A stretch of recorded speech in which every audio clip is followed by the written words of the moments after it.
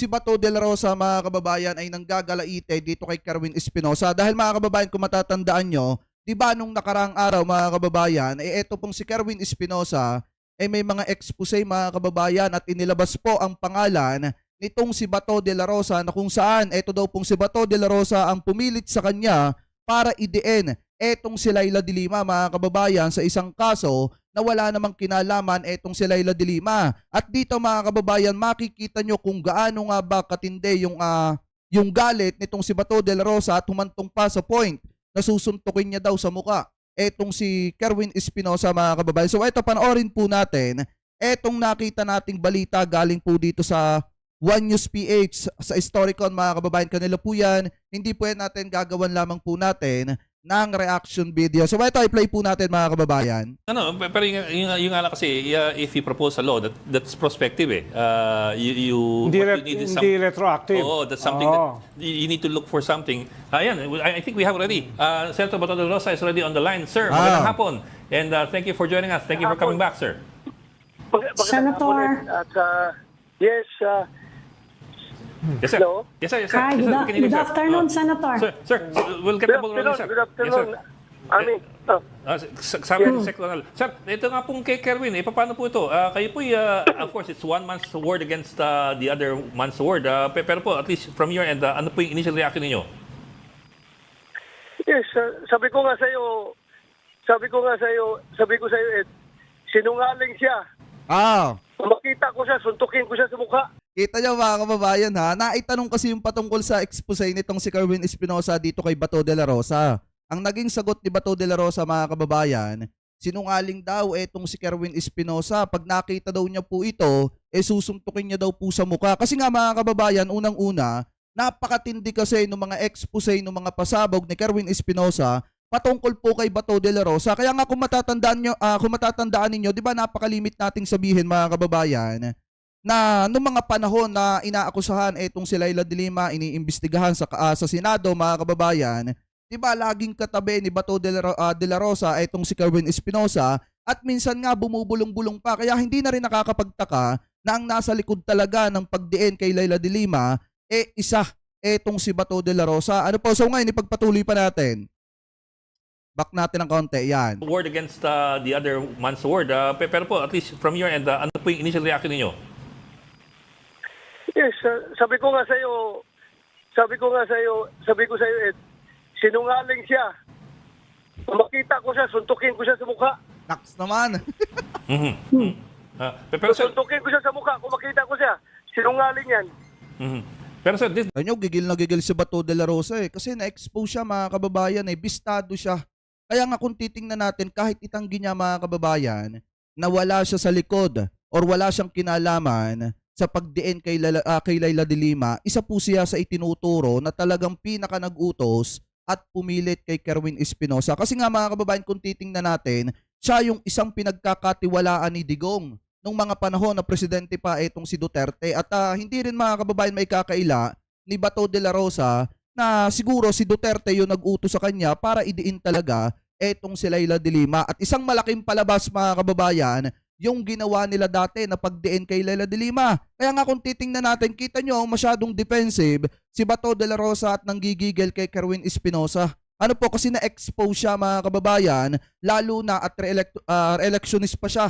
Tatakbo pa siya ngayon sa pagkasenador. Nang dahil sa ginawa ni Kerwin Espinosa, marami sa mga kababayang Pilipino po natin na sumusuporta sa kanya ang umaayaw na ngayon. Ano po, at hindi na susuportahan pagdating ng midterm election. Kasi nga kung titingnan natin, napakatindi ng naging pasabog ni Kerwin Espinosa patungkol kay Bato de la Rosa. Ano po, ipagpatuloy pa natin. this was said under oath, I understand, in the legislature. So, Tama. diba, in the end, it's something that was sworn to as to be correct and true and accurate.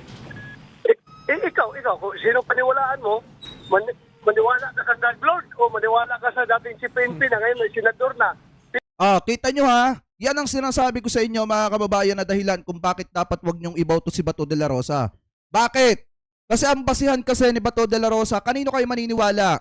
Sa dating PNP chief na ngayon ay senador na? O sa isang taong drug lord, mga kababayan? Kasi kung titingnan po natin, sinasabi niya etong si Kerwin Espinosa, drug lord. Kung drug lord yan, bakit nyo pa rin ginamit na star witness or testigo para idiin si Leila de Lima?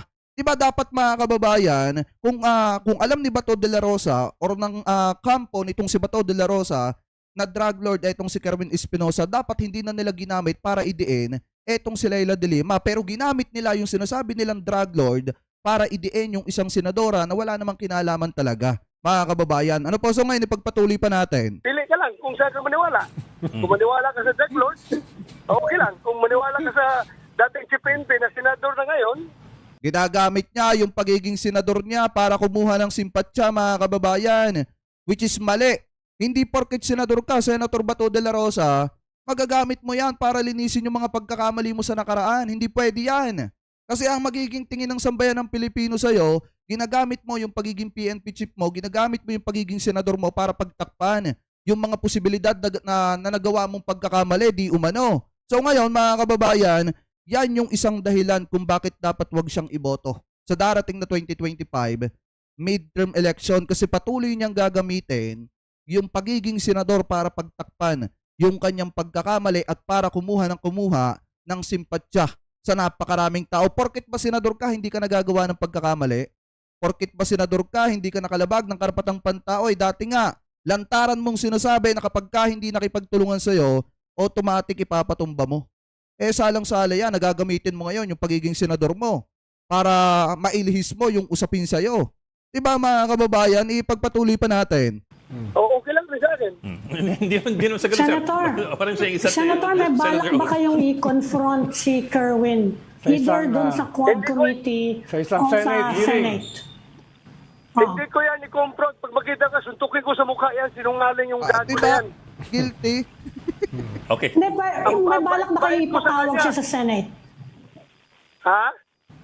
May balak ba kayong ipatawag siya sa Senate? Opo. Kasi there's also an investigation sa Senate related to drugs. Pwede niyo siyang suntukin doon. Pwede.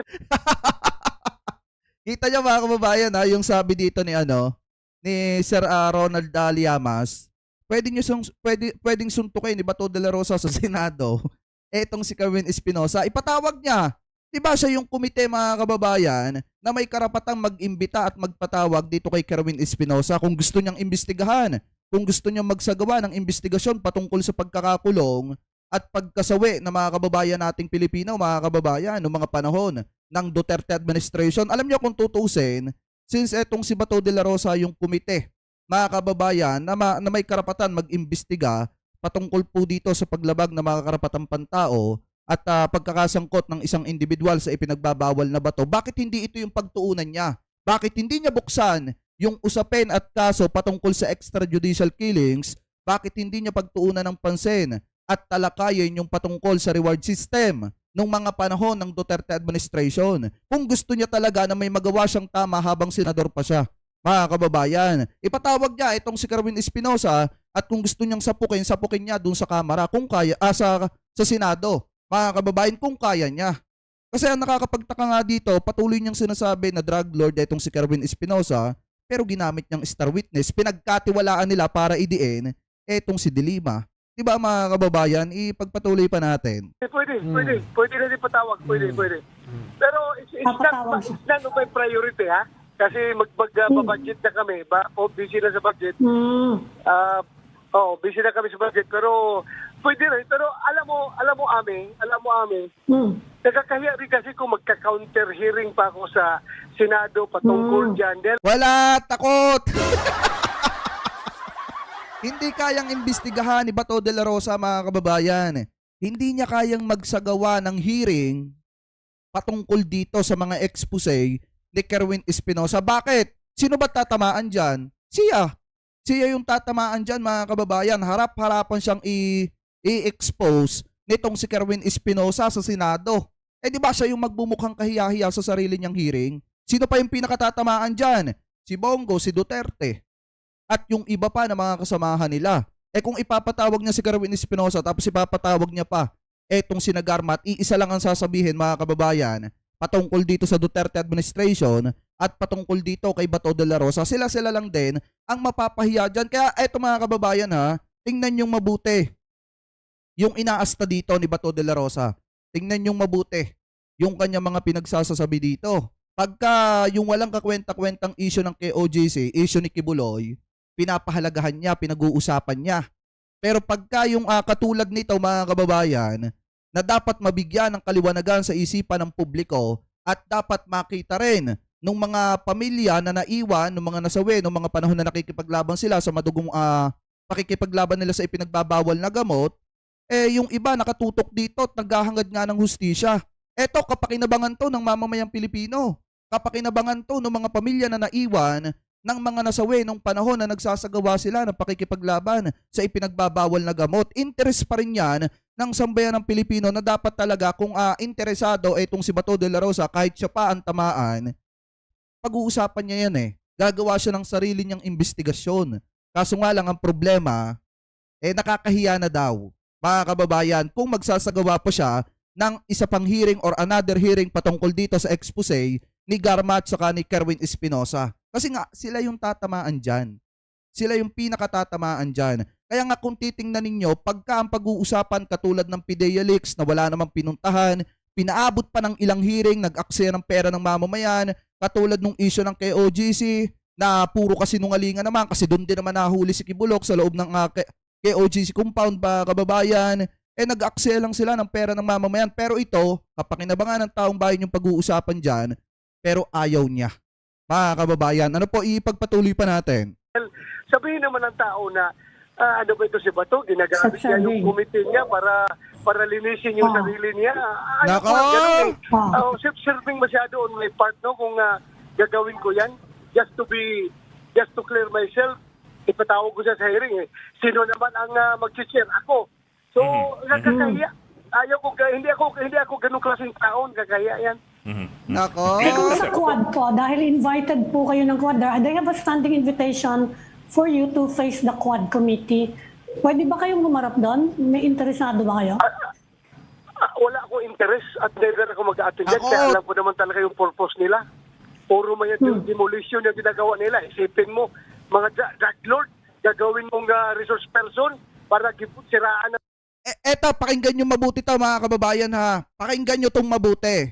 Sopla siya dito ni Sir Ronald Liamas mga kababayan dito sa sinasabi niya. Kasi sinisiraan niya dito ang kamera, ang Quadcom. Pakinggan nyo yung sasabihin dito ni Sir Ronald Liamas. Interest at never ako mag-attend dyan. Kaya alam ko naman talaga yung purpose nila. Puro may demolition yung ginagawa nila. Isipin mo, mga drug lord, gagawin mong resource person para siraan ang pangalan ng tao. Paano ko maniwala dyan sa Quadcom na yan? Senator, if I may ask, sir, when was the last time that you were able to talk to Kerwin Espinosa, if at all? Do you have any recollection na kayo nakapag-usap ni Kerwin in the last few years? The only time na nagkausap kami, nung pinuntahan ko siya doon sa quarters sa EIDG. Dahil nung hearing nga, you can just imagine na kung gaano kasinungaling yan. Under oath siya doon sa Senado, sinabi niya na si Espinido daw tumatanggap sa kanya ng pera. Kaya napaiyak ako doon sa hearing dahil sama ng loob ko. Dahil sabi ko, pinagkatiwalaan ko si Espinido, tapos ngayon, tumatanggap rin pala ng drug money. Kaya napaiyak ako doon sa hearing. Under oath siya si Kerwin. Sinabi niya na tumatanggap ng pera.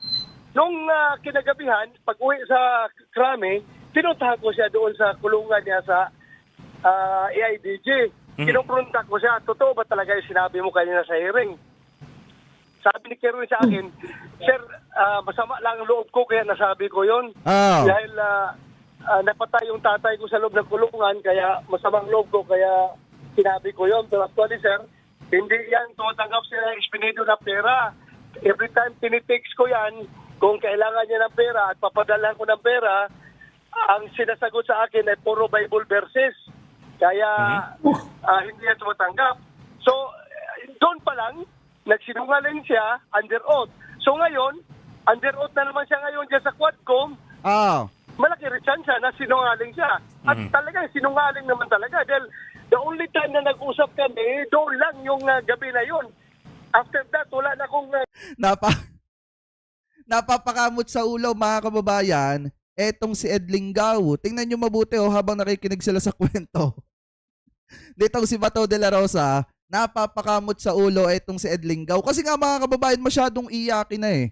Masyadong nag-iiyakin na etong si Bato de la Rosa. Paano pa kaya kapag dumating na yun sa Interpol mga kababayan at siya yung unang targetin? Di lalo na, baka lalong naglumpasay sa kaiiyak yang si Bato de la Rosa. Ano po ngayon, ipagpatuloy pa natin. Nagpuntak sa kanya. Sir, so you're saying, sir, that... Bakit ako yes, sir. bakit ko siya didiktahan na sinong i-implicate niya na that's none of my business. Si PNP ako. Hindi ako investigador. Sir, you're Bakit saying, ko sir, siya no, Senator. sabi tungkol dyan? Yes, sir. Yes. Mr. Senator, so you're saying basically that si Kerwin admitted to you that he perjured himself in the Yeah. committee that you attended. Yes, very correct. Kung nag-perjure siya noon na nasa kustodiya siya ng gobyerno, how much more ngayon na he is as free as a bird dahil yung mga kaso niya na-dismiss at tumatakbo pa siyang mayor. So ngayon, tingnan mo yung Albuera, pag manalo yan, mag-mayor yan uli doon. Tawawa ang Albuera. Pero di ba, Yan. Eto mga kababayan, pakinggan nyo to, supalpal si Bato de la Rosa dito. pero di ba Senator, drug lord na si Espinosa noon, alleged drug lord, nung ginamit siya ng gobyerno para magtestigo kay Senator Laila de Lima? Hindi lang siya alis drug lord talaga. Pero ibig sabihin, kahit drug lord siya, kinuha siyang testigo ng gobyerno. I don't know. I am not. Kita niya mga kababayan, wala huli siya eh. Huli siya kaya sinabi niya, I don't know, hindi niya alam. Siya na nga mismo ang nagsabi, hindi lang basta allege na drug lord, etong si Kerwin Espinosa, drug lord talaga siya. Pero kinuha pa rin siyang star witness, mga kababayan ng gobyerno para i-DN si Laila de Lima. Ibig sabihin mga kababayan, nagtiwala sila dun sa sinasabi ni Bato de la Rosa na drug lord. So paano mga kababayan kung titingnan natin, bakit niya pinupulaan yung sa Quadcom? Bakit niya sinasabi na hindi siya pupunta dyan kasi part ng demolition job yan laban sa kanila? Kasi yung mga kinukuhang star witness, mga drug lord daw mga kababayan. Di ba ginawa nila dati yan? Kung gawain nila dati yan, ibahin nila yung Quadcom, ibahin nila etong kamera mga kababayan. Kung nagawa nila Bato de la Rosa dating paikutin ang Senado, kung nagawa nilang paikutin mga kababayan ng kamera ng mga panahon na sila pa ang may kapangyarihan sa gobyerno, ibahin po nila ngayon kasi ngayon pantay-pantay na at lahat ng mga napending na mga usapin, lalo na at mga hustisya na dapat maigawad sa kanilang mga pamilya mga kababayan, dapat maibigay na sa panahong ito ngayon. Kaya nga kung makikita ninyo, nung nagkaroon ng Quadcom mga kababayan, lahat-lahat, patungkol pa, lahat-lahat ng mga may kinalaman itong sinadigong, lahat lumabas. Mga kababayan, yung mga pagkakamali nila, paglabag nila sa karapatang pantao, at yung mga mayor na ipinatumba nila, at ang isa dyan mga kababayan, yung patungkol kay Mayor Halili, talagang lahat ngayon lumabas. Ano po, kaya kung titingnan natin mga kababayan, ginawa nila dati yan. Kung gawain nila yan, ibahin nila yung kamera. Ano po, kasi mga kababayan, sinubukan nila dati yan. Nagtagumpay nga sila. Gumamit sila. Kung sinasabi ni Bato de la Rosa na drug lord itong si Kerwin Espinosa, di ba ginamit nga nila yan para ipakulong si Laila de Lima? Ibig sabihin, nagtiwala sila doon sa hindi alleged siya, sabi ni Bato de la Rosa, sa mismong drug lord talaga. Ano po ngayon, ipagpatuloy pa natin. That party to that case. Kasi ang naghawak ng kaso niyan, ang nag-develop ng kaso ni De Lima ay DOJ. Wala pa kailan ang PNP doon. Ang papel ng PNP, mag-serve na lang ng warrant nung may warrant na si De Lima. Pero ang pag-case build up, wala pa kailan ang PNP doon. DOJ, direct nagtrabaho noon. Senator, may balak ba kayong habulin si Kerwin? At least for perjury kung ganyang nagte-testify against you. Kasi si Senator De Lima baka daw isama kayo sa reklamo niya na yun na nga na sinet up daw siya, na frame up siya.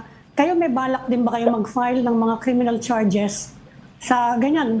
Tinuturo kayo Sayang na panahon ko dyan sa kaso-kaso. Hindi man hindi man ako ganun kasing tao. Bakit hindi mo kayang kasuhan si Kerwin Espinosa kung alam mo talaga na sinisiraan ka lang, nag-iimbento ng kwento laban sa'yo?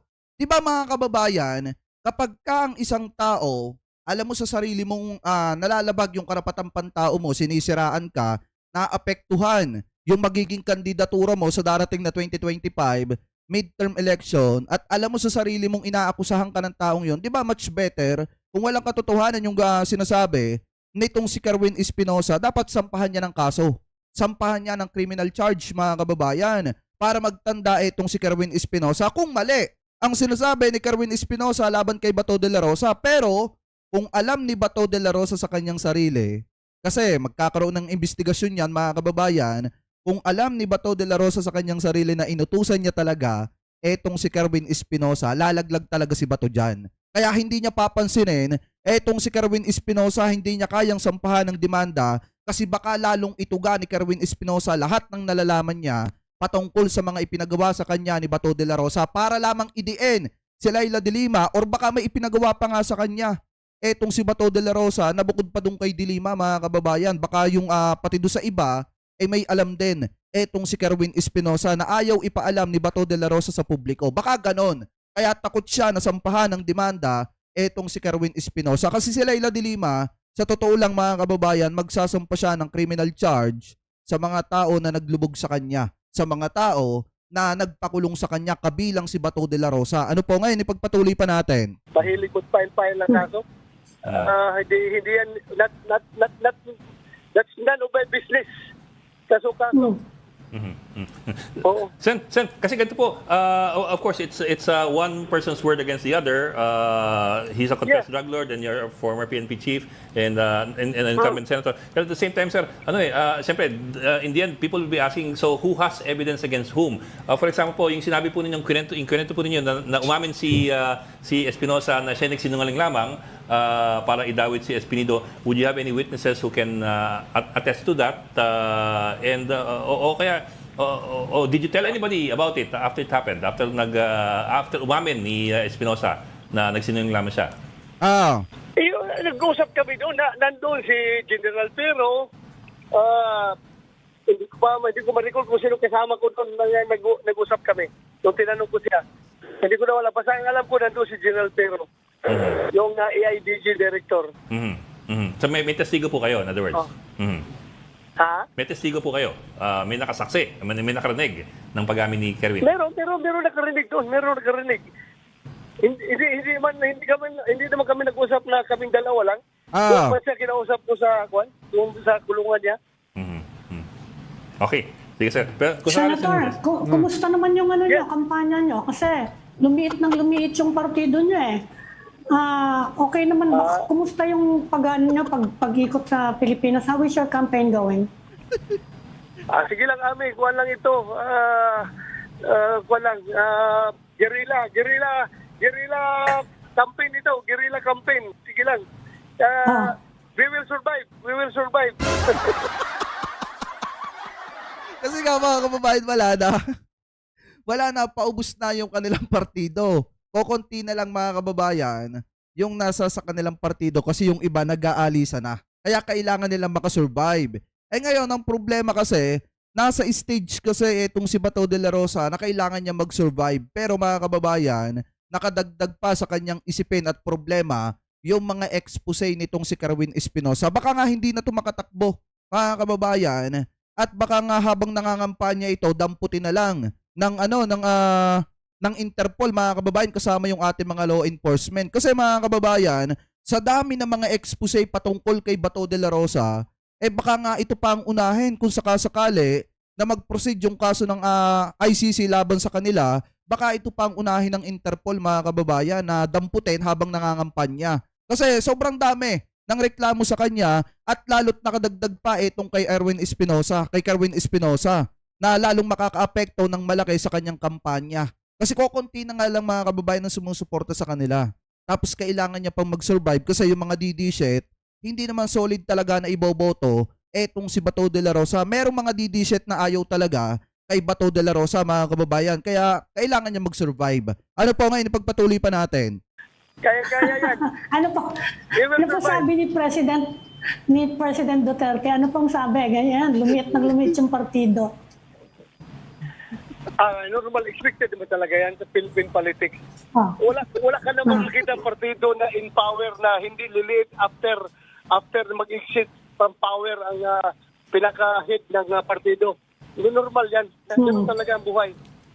Ganun talaga ang buhay natin dito. So all we have to do is to adjust in order to survive. Okay. Sir, maraming salamat, Okay. Senator Bato de la Rosa. Thank you for Maraming joining salamat. us this afternoon. Thank you. Thank Okay, you, salamat po. Senator. Thank you. For taking our call. Salamat. Thank you. You're watching Storycon on One News. We just need to take a break. Kita nyo mga kababayan ha, kung gaano katindi pumitik etong si Sir Ronald Aliamas. Ano po, kasi naisingit niya pa yung matinding tanong na yun na hindi masagot ni Bato de la Rosa. Ano yung sagot ni Bato de la Rosa? I don't know, hindi niya alam. Mga kababayan. Kasi nga, kung sasabihin niya na ang Quadcom, mga kababayan, gumagamit ng mga alleged drug lord, di ba ginamit din nila dati si Kerwin Espinosa para ipakulong etong si De Lima, si former Senator Laila De Lima. Kaya kung tutuusin mga kababayan, yung ginawa nila sa nakaraan, karma nila ngayon. Kasi bumabalik sa kanila ngayon mga kababayan ng paunti-unti. Di ba gumamit sila ng mga PDL, gumamit sila ng mga ng mga tao, ng ibang mga tao katulad nitong si Kerwin Espinosa para idiin yung taong walang kinalaman. At ngayon, mga kababayan, yung mga nagtetestify sa kanila, hindi lang kasi basta PDL. Yung iba, may mga posisyon pa sa ating mga kapulisan, may mga matataas na posisyon pa. Tapos yung iba, mga PDL at yung iba, mga kababayan, mga napawalang sala na inallege nila dati na mga drug lord, mga kababayan. Kaya medyo mabigat talaga yung laban ngayon ni Bato de la Rosa. Mabigat na nga yung problema ni Bato de la Rosa sa kanyang kampanya kasi kumokonti na ang PDP mga kababayan, mas lalo pang bumibigat kasi habang patagal ang investigasyon ng Quadcom, dumarami yung mga nagtitistigo or nagtetestify laban po dito kay Bato de la Rosa. Kaya kung titingnan po nating mabuti mga kababayan, pinakatatamaan ng matindi dito si Bato de la Rosa, si Bongo at yung si Digong. Ano po at yung mga kasamahan pa nila na talagang sangkot sa madugong pakikipaglaban nila sa ipinagbabawal na bato.